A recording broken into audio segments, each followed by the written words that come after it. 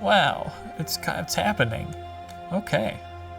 Well, that was pretty good, I gotta say. I love me some magic, man. I'm, moderately well versed in actual, quote unquote, real world magical, stuff. Oh, oh, is there more? Oh. With the taste of coffee from the station lingering in my mouth, I idly watch the scenery scroll by with weary eyes. Another day begins, my daily routine now so deeply ingrained that getting to university requires little more than muscle memory. While I may want to visit Yasue again, practicing blood magic won't be possible until my body has some more time to recover. Until then, I've little choice but to live out another day in this world. I count it amongst my worst traits, but I've always had a tendency to eavesdrop. My attention drifts from one conversation between passengers to another, living vicariously through others without the bother of involvement in their lives. Others seem to be in a good mood from overheard clips of conversation. One salaryman talks to another about looking forward to the end of the week, being a Friday. Schoolboys chat about their plans for the weekend and the new game they're into. My life may have stopped, but those of others have kept moving. Plucking my phone from my bag for a distraction, I begin to check various messaging apps to get across what I've missed. Plans are made and rumors spread, while cute pictures and jokes are posted. While I might have tried to keep in contact with friends from previous schooling, we inevitably drifted apart without the connection of being classmates. These days, such morning browsing just covers the day's news and message board threads. It's funny how different this is to Yasue's time. She couldn't... The screeching of the train's brakes puts an abrupt halt to my thoughts, people yelping in surprise at the unexpected shuddering. The stop is so sudden that I'd have fallen if not for putting a foot out before me.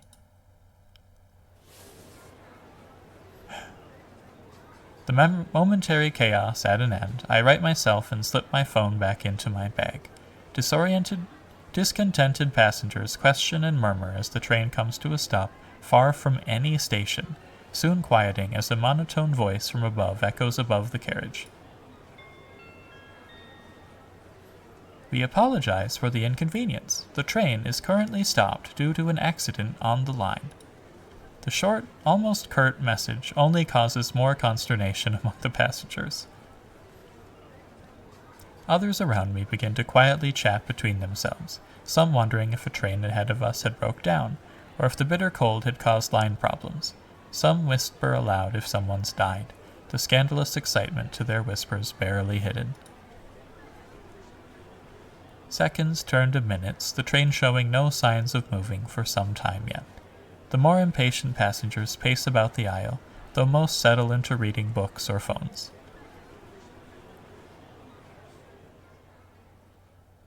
With the heat inside only growing more stifling, I look out at the snow-covered world outside with some longing. As I do, a movement catches my eye from the tracks below. Catching a glimpse of blue, I realize I've seen something I shouldn't have.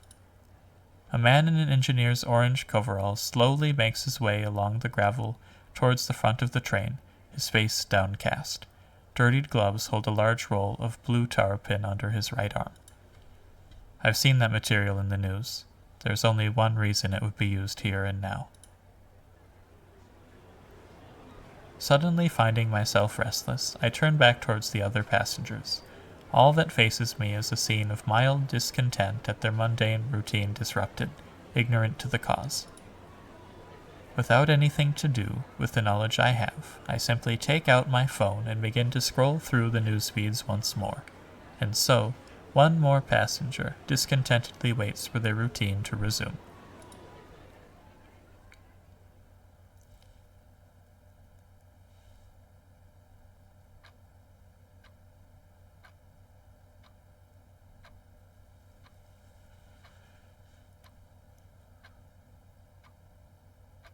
The day slowly draws to an end, my last daylight hours spent in the university library as they often are. The desk where the elderly librarian once sat lies empty, Her shawl left draped over the chair's back is a small, perhaps unintended, tribute. Ever since she retired, the school had struggled to hire another. The two of us had shared a silent agreement. I often remained in the library long past closing time, allowed to study while providing quiet company to the old lady, as she worked to close up for the day. I enjoyed our quiet coexistence, free from expectations of more. A book sliding into place on a shelf ahead rouses me from my reverie, the new librarian busily working away. One Shino Kikuchi, according to the email which introduced the newest member of staff. Only hired in the last month, she's a stark difference from her elder in so many ways, not the least of which being her age. If I had to guess, she'd be in her early 20s at most. At least one thing is alike between them. She, too, lets me stay well into the evenings. Perhaps the old librarian passed a note on to her. I'm thankful in any case. I hate being an imposition, but the school provides a far better environment for studying, given the solitude and loneliness of my faraway home. And the blood on the floor. Looking back down to the book before me, a mundane bit of research material for my course, the words begin to dance as I try to read. The more I try to focus on the passages, the more my thoughts skate away. The same happened with lectures throughout the day. One shudder or another in those last moments before the train stopped was what a human's life ending feels like. In that instant, their wanderings in this world ended. Yet, I have no other to tell. The same goes for the bandages running up my arm. They serve as an ever-present reminder of how little I have in common with anyone around me. I should have said this a while ago, but thanks for the company. The unexpected voice from the shelves ahead makes my head jerk upwards. I hadn't realized how rattled I've been from the morning's experience, my heart only now returning to its normal pace, now that I have a distraction.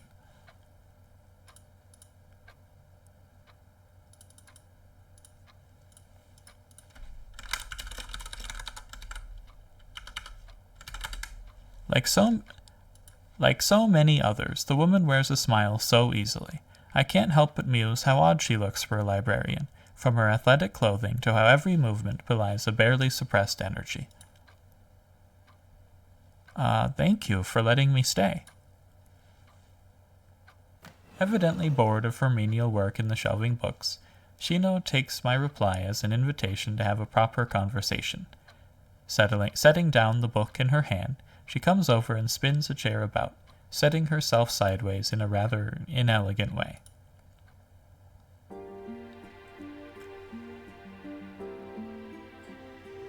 While the relationship between Yasue and I may have a certain push and pull as we feel out each other's boundaries, Shino has no such concerns. Even now, her bright eyes move from me to the textbook in my hands, happily sizing on an opening to get closer to me. You can read Italian? That's cool. I know a few languages too. That's the way the world is these days, right? I guess so. I need it for my degree. So she wants to chat. That, too, is a difference between Shino and the previous librarian, one I like rather less. Something throws me off about her, all the more so now that we're close. I can't quite put my finger on it, though, making me feel bad, once again, for being so distrustful towards someone so friendly. As if in answer to my want to end the conversation, a playful ping resounds from Shino's pocket. Her hand dives into her pocket, quickly retrieving her phone to examine the message. Her face lights up as she starts reading, the woman looking like a child given a new toy as she begins scrolling something or another with her full attention. I don't particularly mind, we all have our appointments and such. A minute or so later, she slowly thumbs in a reply by looking up for and poking at each letter. Noticing my slightly baffled staring upon sending her message, she gives a grin. Those things are pretty cool, aren't they? They might have just been for chatting before, but now it's all of cyberspace right in your pocket. The modern world's amazing. You can talk to anyone in the world so easily or read an entire library. What an antiquated way of speaking. I've never heard cyberspace used by anyone, at least not someone without a thick sense of irony. Without intending to, I let my confusion show on my face. Did I say something wrong? No, not at all. It's just, I thought everyone was used to phones these days. She quickly puts her phone away into a pocket and takes to her feet once more, slightly embarrassed for my picking up on it. Well, how should I put this? I grew up in the country, so it's only recently that I've been able to try things like this. Computers and smartphones are all new to me, really. I suppose being a country bumpkin would explain it, though I thought even the most remote corners of Japan would at least have the cheaper smartphones around by now. If someone like Shino finds phones so exciting, maybe Yasue will too. Getting any signal for internet access is obviously a non-starter, though. What made you come to the city, then? Adventure, in a word. I tend to drift between jobs, taking on whatever's interesting. So this is just temporary for you, too? How long are you staying? She gives a simple shrug. Until I get bored of this one, I guess. What an odd attitude. I'd vaguely heard of people who drift from job to job as their whims take them, but this is my first time meeting someone like that. I'd be lying if I said I weren't a little envious of her approach to things. Isn't that hard? Nah, long as you have the right attitude, life gets a lot easier. Facts. You have to dedicate yourself to something along the way, I think, even if it's something small. I always try to set things right in the world. If I can keep myself to thinking that, what's going on at any one time isn't a big deal. Her words are said with such innocent naivety that I'm thrown off by the strange woman before me. It's not that I disbelieve that a drive to accomplish something is good, but more that it's hard to believe someone when they so earnestly cling to it. Practically anything I've gotten myself into of late would be problematic to actually discuss with someone else, leaving me with nothing to continue the conversation. Thus, the distance between myself and others grows that little bit more. That isn't to say the carefree librarian is wrong, though. If there's any cause, any single thing I can believe in, it's freeing Yasue from that sealed world. She, of all people, doesn't deserve that fate, and I alone have the knowledge to even find her. Prompted by the thought of Yasue, my mind soon begins wandering of its own accord. If Shino wants to talk, I might as well try to get something useful out of her. I was wondering, do you know anything about mages? That's quite the change in topic. I saw a news article about a mage who works as a doctor a few days ago. It just made me curious. That's not entirely a lie. The odd news article or documentary about mages catches my eyes these days, now that I know one. Shino shifts about, discomforted by the subject. She quickly tries to paper over her reaction upon realizing I've noticed. They're an interesting lot, aren't they? There's so few around that you rarely get to see magic actually being used. It's more than that. It's weird how people so different could be right beside us, that their experiences are so different but nobody could tell. Do you think so? Your average mage isn't much different to a regular person, you know? It's sad how people are so distrustful of magic. I suppose they do keep their heads down here, though. Besides, powerful mages are something else, right? In Europe, they live way more openly and have ancient bloodlines who own whole palaces. What government would try to police you if you could break the laws of nature on a whim? I suppose that's why people get so cautious around mages, though. People fear what's different. I can only imagine how powerful a mage must have been to seal away a whole portion of the world, the entirety of old Sapporo and its people, carved away from reality and lingering for an eternity. How anyone there hasn't gone mad is beyond me. Shino's earnestness is no less visible on this topic than the last, her angst over people's dislike of mages quite clear. She hardly seems the type to hide her feelings, earning herself some degree of trust, even if I do dislike her nosiness. Nosiness? Realizing that time is getting on as the sun begins to set further, I file away Shino as a potential source of information as I get up and slide the book into my bag. Heading home? I should head back before I get too tired. Thank you again for letting me stay so long. My pleasure. Endlessly stacking books in this big building all by myself gets lonely. With that, I give an appreciative nod before pulling my coat from the seat and slinging it over my shoulders, my bag following before I start shuffling out of the library. It wasn't a lie that I needed to head back before I get too tired, but the reason goes unsaid. Tonight, I'll renew my efforts on studying my other reading material. If I'm to devote myself to some cause or another, then that cause will be something only I can do. My concerns already begin to feel fleeting as I focus myself on the task ahead. From now on, my purpose in life will be freeing Yasue from her gilded cage. I don't know about that. Something potentially sketchy. Act 1, Scene 3. A different time.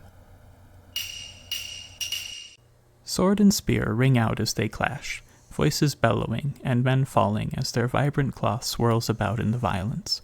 No less vivid are the heartfelt expressions, from the deepest fury to a most devastating anguish.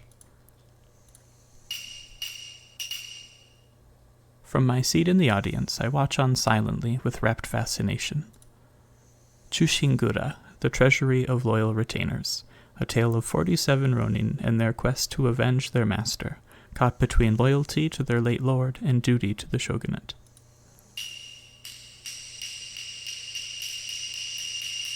I know that one. The story reaches its bloody conclusion, the villain cut down and their lord's spirit at peace. For going against the shogun, however, all will sacrifice themselves for their deeds. It's a stirring performance, the actors' heartfelt cries and gestures feeling more visceral than any picture on a screen. Like most my age, I'd thought theater was a little old-fashioned, obsoleted by movies and TV shows. How wrong I was. The crowd's applause, joined by my own, echoes about as the heavy curtain draws across the stage, another fine work coming to an end. The play is apparently frequently performed here, being very popular in its time, and a favorite of Yasue. It's no wonder, either. This is a heartfelt tale of honor, in an era in search of a cause. In the tumultuous upheaval of a feudal society, becoming a modern imperial power, it's inevitable that many would remember a simpler, somewhat fictional, past. Chushingura even resonates with someone like me. It isn't that honor doesn't exist anymore in my own time, albeit in a different form, but that it's distant, something you only hear about on the news.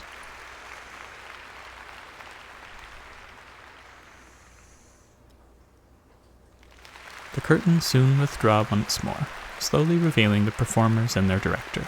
Yasue stands at the center of the stage, bowing with so many men flanking her. Some are sturdy, while others are slender. Some elegant, and others brutish. All natures and appearances are represented, each having given their all in the grand play. Whoa, whoa. Yet not one of the actors was human. Of course. Another round of applause ensues from the crowd, who are no less delighted by the illusion than the performance itself. Of course, I'm among them. No matter how many times I see it, Yasue's magic still amazes me.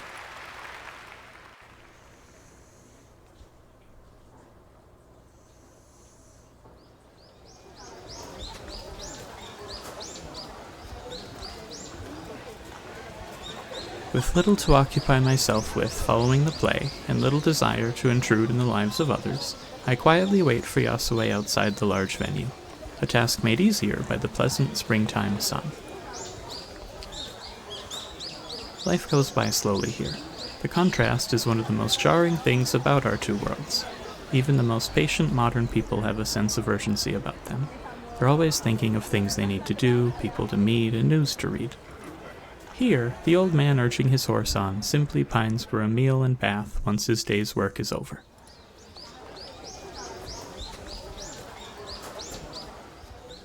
That smile, aw.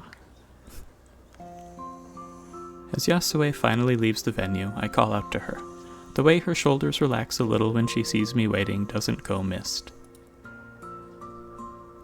I trust you enjoyed the show? Of course, I don't get to see kabuki much, and definitely nothing like that.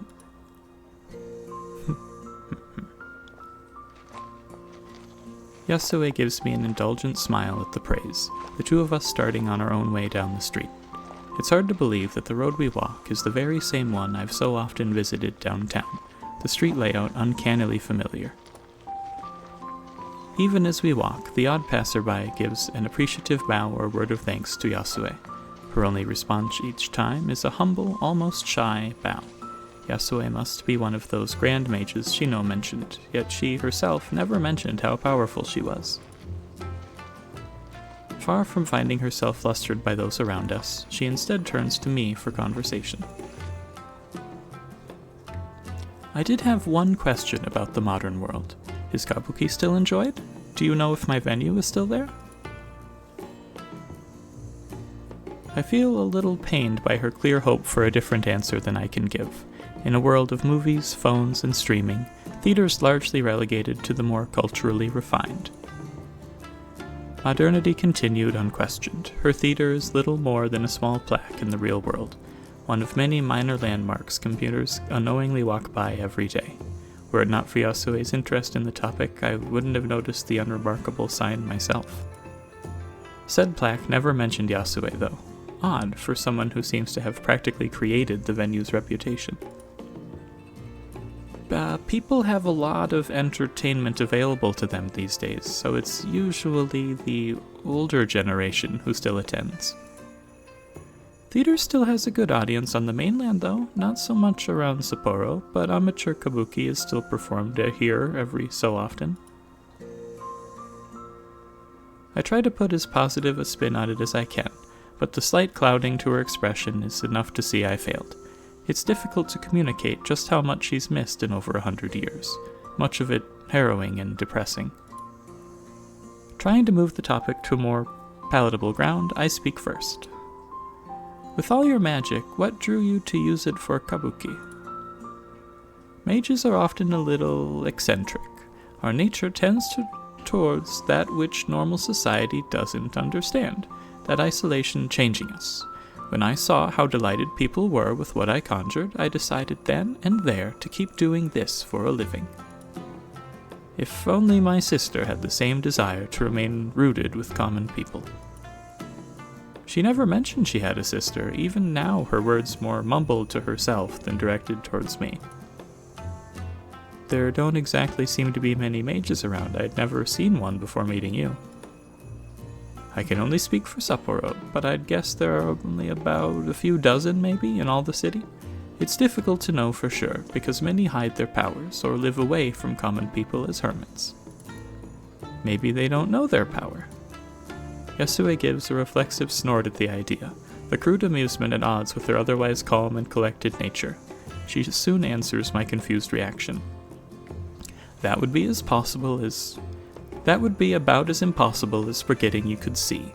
No mage could simply forget their sense of magic.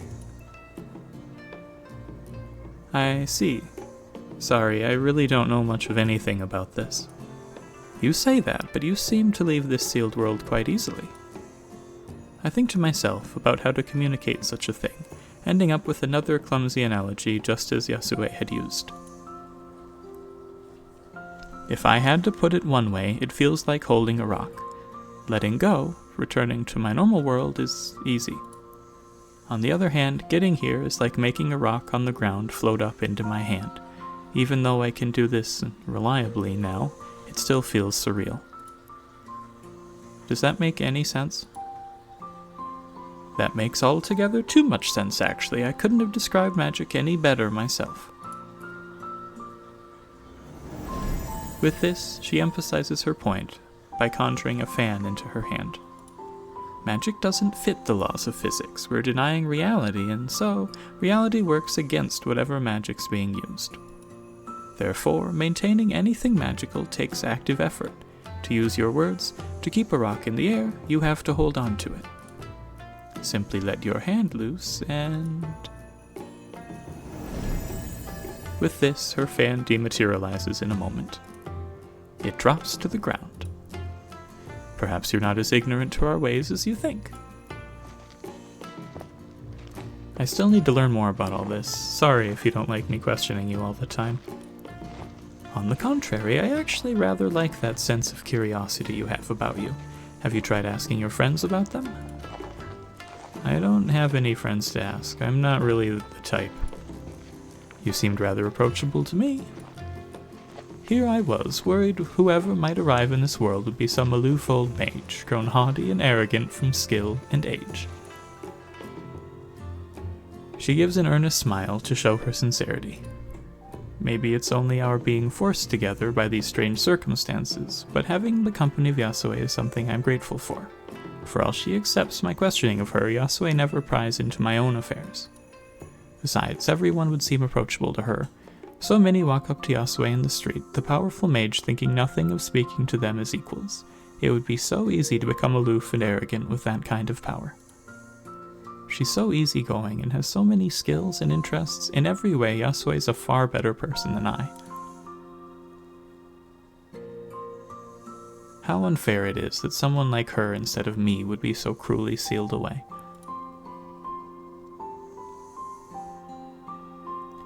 As we turn a corner, Yasue's soft voice speaks again. I did have one more question, actually. Where did you get the idea that I was powerful? You have nobody to compare me with, right? The new librarian at my university wanted to chat with me, so I asked about magic. I thought I should know more about something I'm using. Oh, you're in a university. That's wonderful. May I ask what you're studying? I'm a little taken aback by Yasue's excitement before remembering the context. University must have been rare to get into in her time, let alone for a woman. Humanities, literature, mainly. Well, now, how useful you found yourself in the past. Western literature, oof. The pace of conversation comes to a stop. Yasue left with an awkward smile. We almost find a common wavelength so often, only to miss by so little each time. Then again, if it hadn't been for my interest in European literature, I'd never have ordered that book on blood magic. Wow, that is a sentence. That is an original sentence. I wouldn't have had the patience to slowly read through the handwritten pages either, my well-thumbed Italian dictionary at hand all the while. What would I put in my bibliography even if I could use something I found here? A friend told me? I thought you said you don't have any friends. That was a cheap, rhetorical trap, and her teasing face shows me she knows it. That said, I find myself rolling the idea around in my head like a sweet. The thought suddenly comes to mind that I brought something along, thanks to chatting with Shino days earlier. My hand dives into my pocket to retrieve my phone, but before I can show it to her, a cheerful red packet slips out and falls to the ground first. Yasue's curiosity takes control as she quickly scoops down and takes it in her hands. No patience.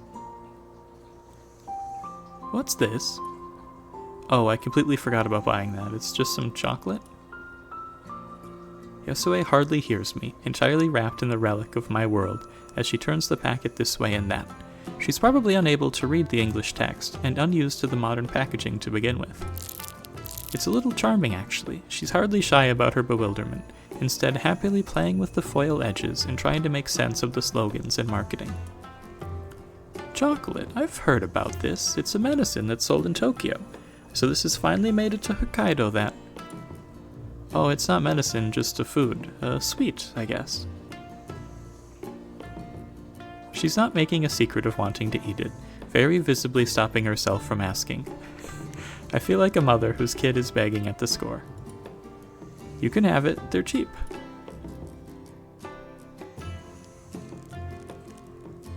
I'm a little startled by how quickly she begins to work on the wrapper, and how clumsily she rips it apart. It's easy to forget just how ingrained so many everyday things are to a modern person, like the specific ways packets are designed to open. No sooner does she take a mouthful of the chocolate inside than her face lights up in delight. It's so sweet. She continues munching away, raising her free hand to poorly hide her chewing mouth. Ah, the modern world has so many wonderful things. So Yasue has a sweet tooth. I wonder when sugary treats reach Tokaido. She might have only ever been able to eat bean and rice-based confectionery. Sugar would be terribly sweet compared to anything she's had before. As she savors the last few morsels from the packet, I reach in and take the phone from my pocket once more, usually having left it charging when I came here in the past. Yasue gulps down the last of her chocolate as I bring it up between us, her puzzled face reflecting off its shiny black screen. She jerks back a little in surprise as the screen lights up. Eager to see what she makes of it, I unlock the phone and hand it over to her. What's this? A phone. A phone, you say? Here, you can tap on the screen to do things. I give a couple of taps here and there to show off opening an app and such before Yasue gives it a try for herself. I don't think she quite understands it all, but her face lights up as she slowly gets the hang of it. As Yasue fiddles about, she manages to discover moving things by dragging left and right, and opening controls by tapping completely by herself. I'm surprised she worked it out so quickly, but I suppose she's still just human. It's not like I understand how a phone really works, I just use it. What's this? As she lowers the phone for me to see, it appears Yasue's managed to open the camera app, the viewfinder currently pointed down at our feet. Good old Quentin Tarantino phone here. Mobile phones are also cameras these days. You can take photos by pressing this button. The idea seems to have stumped an already perplexed Yasue.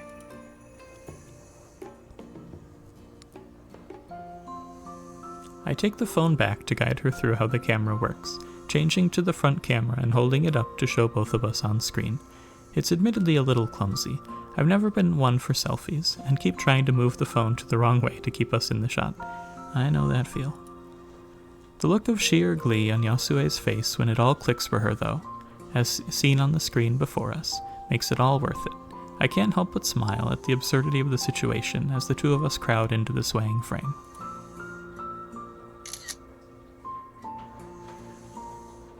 With some difficulty, I manage to somehow maneuver a finger onto the shutter button, finally taking the shot with a loud click.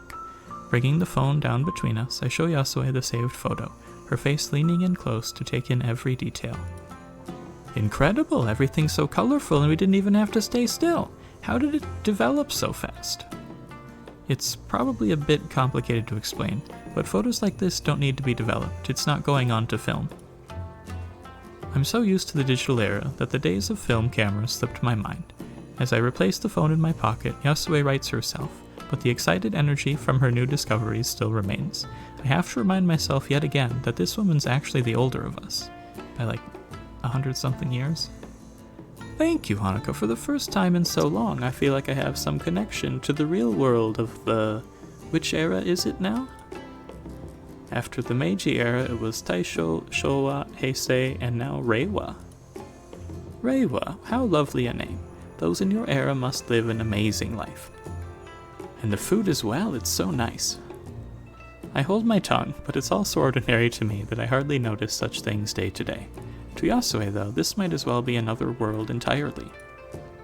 Her childlike joy is quite charming. It feels nice to have helped her, however accidental as it might have been. I wonder how long it's been since I have. I'm so wrapped up in my own feelings that it takes a moment to realize Yasue's attention has shifted back to me. A smile suits you. Oh. In a moment, my face collapses. It's not that I hate her well-meaning compliment, but somehow it doesn't feel right to smile. Not after everything that's happened. I don't know how you smile so easily, especially after being sealed away. It's been over 100 years now, my age, the people, this world, everything unchanging. I wasn't always like this. The worst of my time here was the period I entertained escape. That every moment I failed to find a way out was a moment in the company of those loved ones that I lost. How have you lived for so long, though? You don't look so old at all. Why, thank you. Mages, powerful ones anyway. can tap a little of their magic to slow their aging. It's not unusual for some to live perhaps triple a normal lifespan, or even more. I could have taken the easy way out and not done so, but I couldn't let myself die here. Not in the prison she set me to wander. My revenge on her would have been my final play, if only she still lived. For the first time, I catch a glimpse of something darker in her. Without thinking, I take a step back, my chest tightening at the change from her otherwise gentle nature.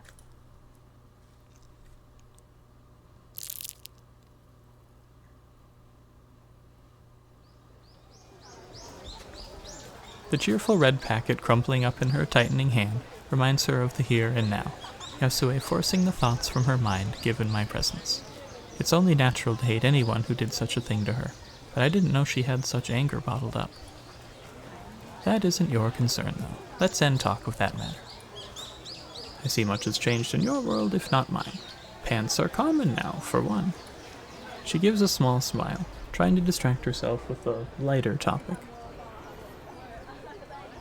I can't help but feel awful, but I honor Yasue for her sake. I can't help but feel awful, but I humor Yasue for her sake. I wouldn't say it to her now of all times, but this world reminds me a little of a snow globe. A small slice of the world, captured at one point in time, and now everlasting. A world where the company of strangers is all she had. Don't worry, kimono nukato are still worn, especially for festivals and events. I wore one to the last fireworks, actually. I'd like to see that. You'd look pretty in one. Every so often, she oversteps into undeserving compliments. I get that she wants to put me at ease, though. One of my earliest memories as a child is of standing around in my yukata all ready to go, but the festival being cancelled. To cheer me up, my parents took me to see fireflies instead.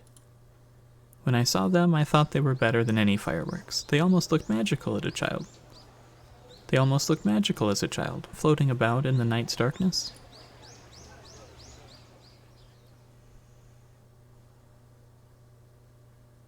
That's sweet. It's been a long time since I saw those.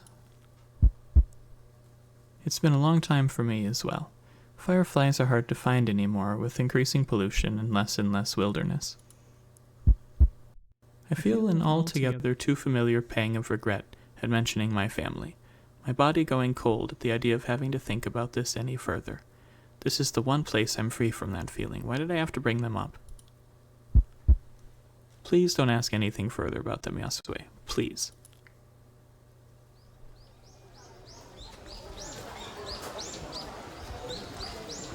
Soon, that wish becomes altogether too true. The silence makes it clear Yasue has been taken off guard, acutely aware of the topic to avoid.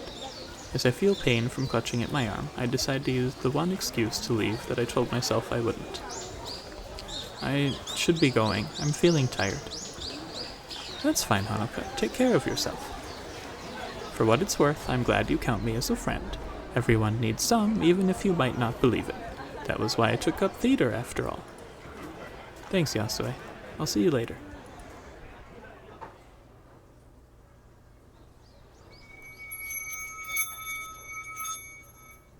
With that, I take a deep breath and close my eyes. Even as the magic begins to take hold, my mind is elsewhere. I can't make the world a better place, as Shino is working towards. I'm too selfish and too useless to do something like that. What I can do is help this one person. Oh, she's going Shiro mode. Heavens feel. Thank you for playing this demo for A Tithe in Blood. If you would like to leave some feedback on how to improve the final game, please fill out this survey, which I will do off-screen. The girls are waiting for you. Let's meet again. Studio Elan. Okay, so this time it actually is over. I'll give my feedback. I think it looks great. The art is super good. I like it a lot. I'm wondering how much of the demo was from where it was cut out of the story. It seems like it skipped around a good bit. Obviously, we're missing the start and figuring out what happened, but, well, if you guys are interested in this one, seeing me actually play the full thing when it releases, leave me a comment or something. And with that, I'm going to let you guys go, because this is already a very long video. I'll see you around. Sooner than last time.